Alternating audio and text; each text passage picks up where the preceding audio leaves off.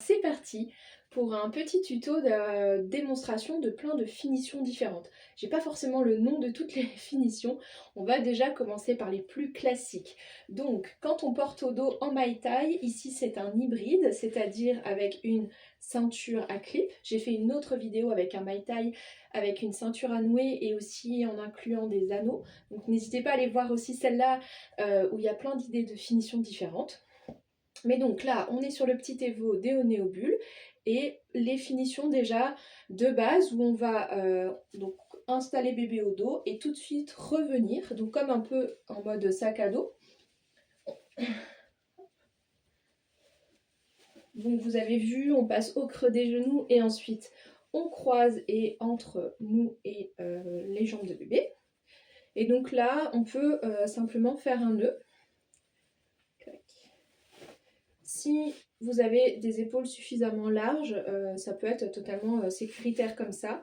Si c'est pas le cas, moi je suis un peu limite, et bien potentiellement l'idée c'est qu'il va falloir éviter que d'un coup tout se désinstalle, et donc c'est quand même plutôt recommandé de repasser ici dans les bretelles. Donc vous pouvez, si vous avez assez de longueur, faire un nœud et repasser ensuite dans les bretelles. Ça c'est une possibilité. Hop. Voilà. Ici, si vous voulez refaire un nœud, c'est possible, mais c'est pas obligatoire. Ça, c'est un peu un mixte de la finition sac à dos et de la finition tibétaine. Je vais vous montrer ce que c'est la finition du coup tibétaine. C'est au lieu de faire un nœud ici tout de suite, on va pouvoir revenir immédiatement. Alors, je mets un pan en attente entre mes jambes, comme ça je vous montre bien.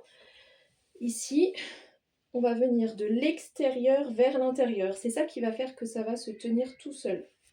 Donc, hop, de l'extérieur vers l'intérieur. Voilà. Après, on peut laisser comme ça ou passer en dessous. Et pareil de l'autre côté.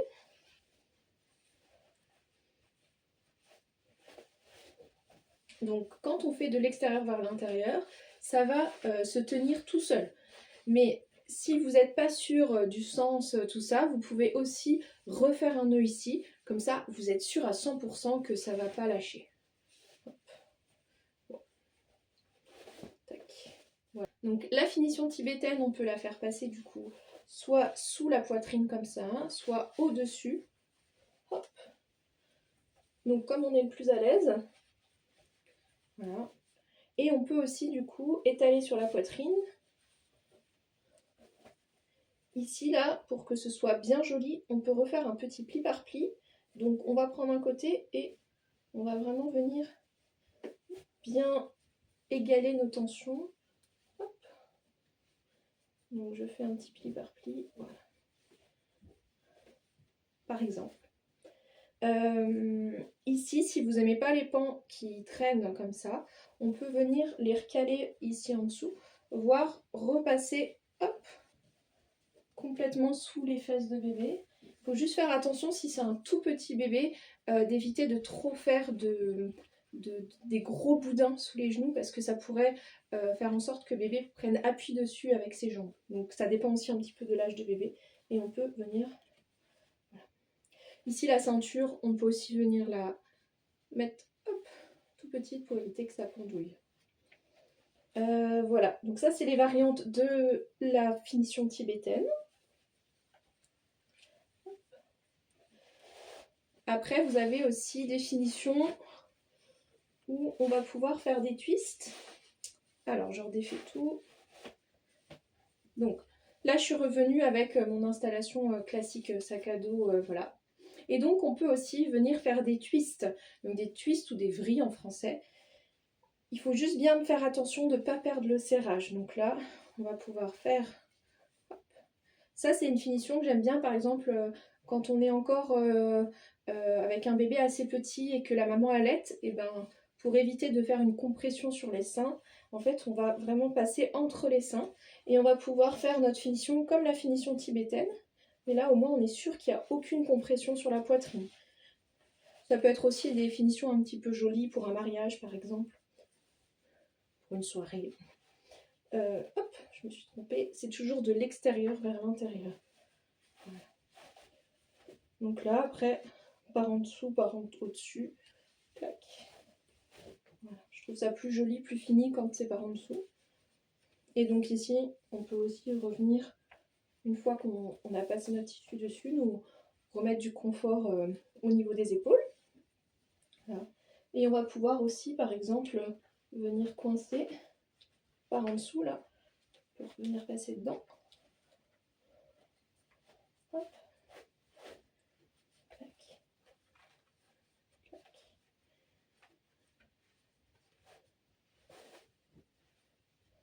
Alors, je vais essayer de faire symétrique. Voilà. Donc là, on va pouvoir aussi, après, remonter ici. C'est juste pour la déco, si on veut cacher notre poitrine. Donc les pans ne traînent pas. Ça fait un peu comme un top. Voilà.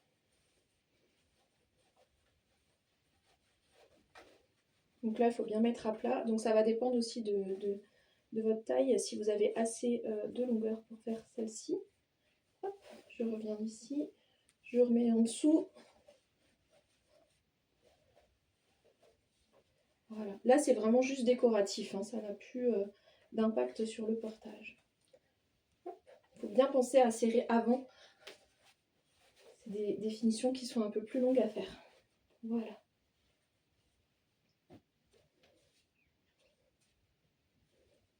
Hop. Vous pouvez s'arrêter aux étapes d'avant.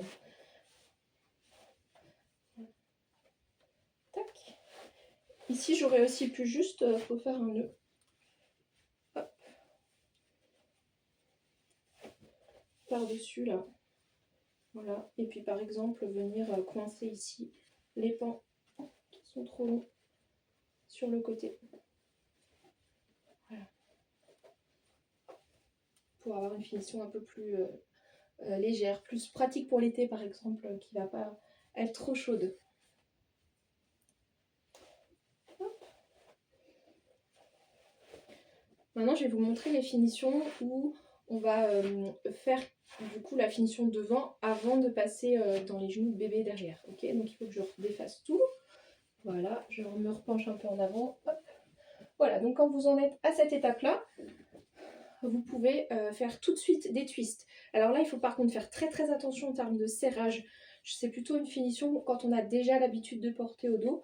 Parce que là, le fait de faire tout de suite les twists, on peut complètement perdre son serrage. Donc, il faut vraiment être bien vigilant à ça. On fait le nombre de twists pour arriver à peu près à la hauteur des genoux de notre bébé. Comme ça. Et on passe au-dessus des genoux après. Donc au-dessus, en dessous. Voilà. Il faut faire très très attention sur cette finition-là, que le pan n'arrive pas sur le mollet de bébé. C'est vraiment très très haut. Voilà. Hop. Et on refait tout simplement un nœud devant. Voilà. Donc là, tout à l'heure, j'ai fait les twists dans l'autre sens. Là, c'est tout de suite sur l'épaule. Toujours pareil, ça fait aucune compression sur la poitrine grâce au twist. Hop. Donc on peut faire soit des twists, soit on va faire un simple nœud. Donc je vais vous montrer ça tout de suite, je redéfais tout. Donc on va pouvoir faire un nœud. Donc ici, c'est pareil, c'est une finition que je conseille plutôt quand on a déjà un petit peu l'habitude. Voilà, donc là, hop, je refais complètement un nœud, je ne perds pas ma tension. Et donc là, après, il va falloir mettre le nœud là où on est à l'aise, donc plus ou moins haut, selon sa morphologie. Toujours pareil, on fait très attention de ne pas comprimer les mollets. Voilà. Et on refait un nœud devant. Hop. Ici, on peut aussi un petit peu étaler si on veut. Voilà. Donc là, c'est avec un nœud. Alors, une petite dernière, c'est une finition toute basique, qui est la même chose quand on fait devant, quand on porte devant, on va croiser les pans.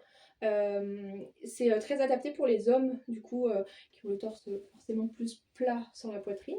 Et donc là, l'idée, c'est qu'il faut juste bien faire attention à, quand on va faire notre croisée, à bien refaire bien notre serrage si nécessaire, parce que ça peut complètement bailler d'un côté. Donc hop, tac, tac, tac. je vais pouvoir aussi ici, je coince entre mes jambes pour pouvoir venir ici faire mon serrage comme je veux. Voilà. Et je ramène du coup dans mes pans. Hop. Et il suffit de refaire un double nœud devant. Une petite astuce sur ce genre de finition, quand on a encore plein de mou devant, on peut aussi pour l'été venir recouvrir ici les petites jambes de bébé en venant coincer le surplus au creux du genou. Alors là, si vous êtes deux, n'hésitez pas à vous faire aider. L'idée, c'est pas de rajouter une grosse tension au niveau du genou, c'est vraiment juste de venir coincer pour que le tissu puisse recouvrir les petits pieds. Voilà, donc on voit que les pieds sont vraiment libres, c'est vraiment juste pour protéger du soleil. On met jamais rien sous les pieds de bébé, les pieds de bébé doivent toujours sortir du moyen de portage, quel que soit le portage. Et voilà, je vous montre sa dernière finition. J'espère que vous avez aimé cette un peu plus longue vidéo parce que je vous ai montré plein de choses, et à tout bientôt pour de nouveaux tutos.